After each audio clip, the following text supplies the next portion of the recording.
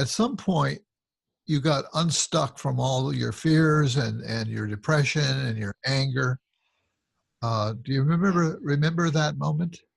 Yeah. So, I was raised in faith, thank goodness. And like I said, I am an optimistic person. So I was kind of chugging along, but I was angry. I was angry in those first years that how could this possibly happen to a little kid, right? And I was Yeah, actually pregnant with my second son.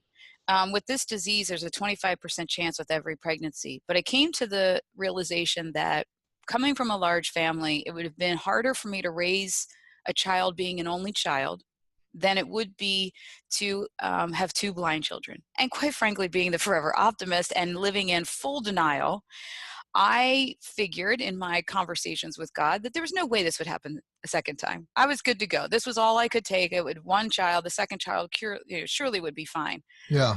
And then it was very close to when I was going to give birth to my second child that I started to panic. And I had a day where there was a lot of days I couldn't even get out of bed in the morning. I was so devastated. There was a day I'd actually gotten out of bed and I didn't make it very far. And I was kind of having I was having a massive tantrum with, it wasn't actually a prayer that people typically, in a way, people prayed. I was yelling, but I was yelling in my head because I could hear my son, Michael, who was 3 at the time, playing down the hallway. And he happened to come bouncing in my room. He, of course, had no idea the struggle I was in the middle of. Came bouncing into my room. And what he said to me was, "Isn't this the best day ever?" Wow. And I thought, are you kidding me? I had been sitting there for about an hour going through in my mind all the dreams that weren't going to happen, all the stuff he couldn't do, all those things that I wanted him to do and he couldn't. And he comes in and says, "Isn't this the best day ever?" And I Wow. said, "Why?" And he said, "The sun is up," when he was like bouncing and radiant all the time. He still is. He said, "The sun is up and I'm playing with all of my toys and I am so happy." And then he bounced out of the room and went back to what he was doing. And I thought, what is the matter with me? I realized, thank God he bounced into my room at that moment, because Yeah. that's when I realized he didn't have the problem. I did. I was putting all of my hopes and Mhm. dreams for him on him. And I never was stepping back to say, how's he handling this? How is he doing it? What are his hopes and dreams?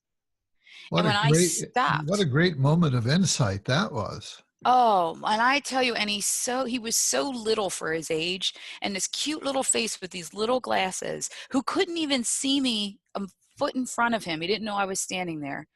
It was the most powerful moment I think that I've ever experienced. And the way that he shifted my whole perception of this, now in that moment it changed everything. It did take a lot of work to remove my thoughts and dreams for him from the scenario Yeah. and watch and let.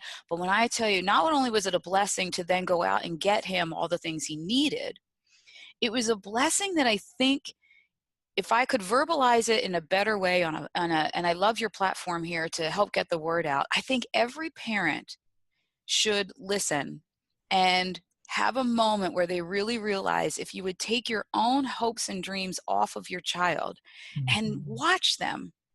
And because I didn't know what else to do but watch Michael and follow his lead. Yeah. Yeah. And it has taken us in extraordinary places.